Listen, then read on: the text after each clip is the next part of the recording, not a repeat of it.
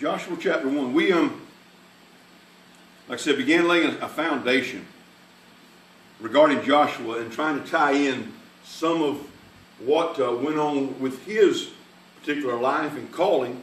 How that when Moses died, that God pegged him to be the man to stand in the gap to succeed Moses. And we covered a little bit of ground, and like I said, mainly laid a foundation. Let me get this mic so that thing will pick it up better too.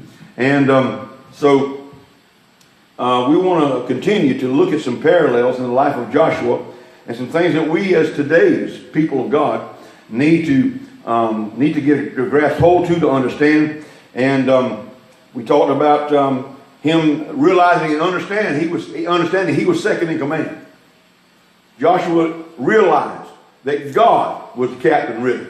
He was the general of the host of heaven and Israel as well. And so Joshua recognized that. We've got too many people, especially even standing in pulpits nowadays, we've got too many people who think that they're the general, who think that they're the captain. Oh, no. You're second in command at least. Well, you really aren't second in command when it comes right down to it. But God has placed you under His authority. And authority is taught all through the Word of God. Over the years, we try to bring out some things and teach things and learn things about authority. God is a God of authority. He's a God of order. He's a God of proper rule and everything. I've said before, I'll say it again. For many years, the church universal has missed it overall because we've done things our way. You know, we were like Ford. We thought we had a better way, better idea. Come to find out, God has a better idea. But the church generally, now not everywhere, but the church generally speaking, over the years, over the last 100 or plus years, the church has really missed it governmentally.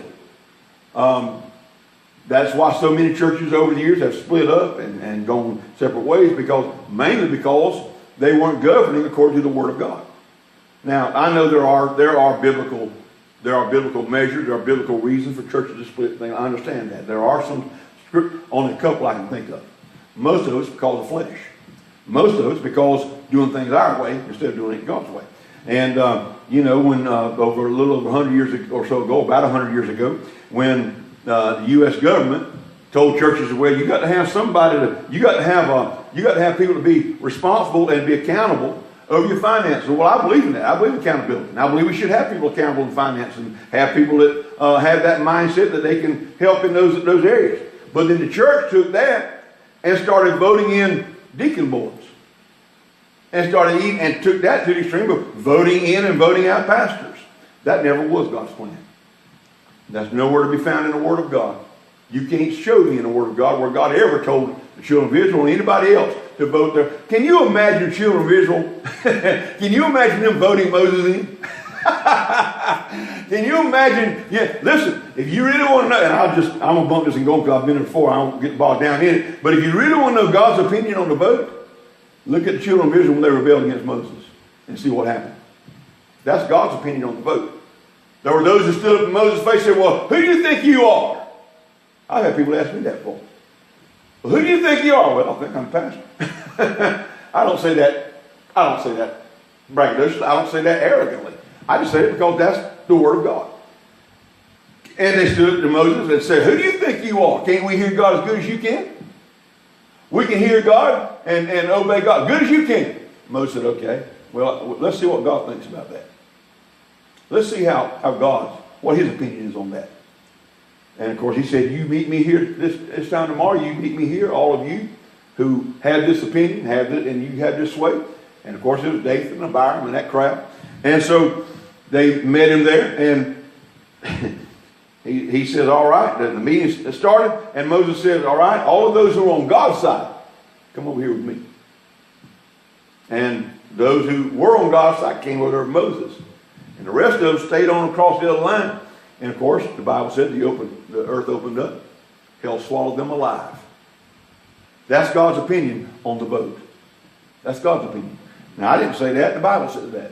And so, for years now, the church, we need to get back to governing in God's business the way it was originally established. And so, anyway, just to read an extra won't cost you anything extra. But we laid that foundation, some of that last week and other times past as well. And we ended up talking about how God equips us, and that's kind of where we tagged out at. God called us, He'll equip us. Joshua was not in a very easy situation at all. He faced a very difficult assignment. He was replacing, up to that point, the greatest leader that Israel had ever had. And like Moses, and so he equipped Joshua. He prepared Joshua for almost 40 years. He served under Moses. God had prepared him. Joshua had faithfully served Moses. Now he was qualified to lead Israel and faithfully serve God. And so we tagged out with the idea that the task that you faithfully do today gets you ready for what God's preparing for you. The task that you're faithful to today, God is getting you prepared for the task that's to come, that you're to step into.